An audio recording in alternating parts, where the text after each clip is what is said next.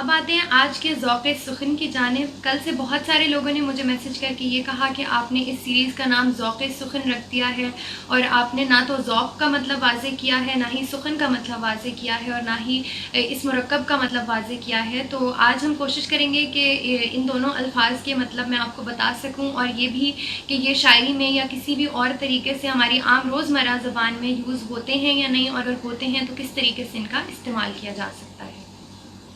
اب ذوق وہ لفظ ہے جو ہم عمومی طور پر استعمال بھی کرتے ہیں روزمرہ، کہ میں بڑے ذوق و شوق سے یہ کام کرتا ہوں یا کرتی ہوں۔ اس طرح ذوق کے معنی ہوتے ہیں چاشنی یا مزہ یا لذت، اور سخن جو ہے، سخن کو ہم سخن بھی پڑھ سکتے ہیں، سخن بھی پڑھ سکتے ہیں، یہ آپ کی اپنی مرضی پہ ہے۔ اور اس لفظ کا مطلب ہوتا ہے بات کرنا یا کلام، اور اس کو ہم عمومی طور پر شاعری کے لیے ہم سخنور کا لفظ استعمال کرتے ہیں شعراء کے لیے، یا سخن پردازی کا لفظ استعمال کرتے ہیں شاعری کے لیے، یا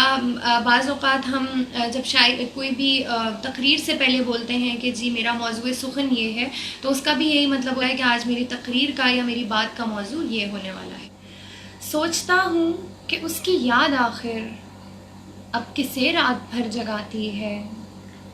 سوچتا ہوں کہ اس کی یاد آخر اب کسے رات بھر جگاتی ہے، آپ اپنے سے ہم سخن رہنا، ہم نشیں سانس پھول جاتی ہے۔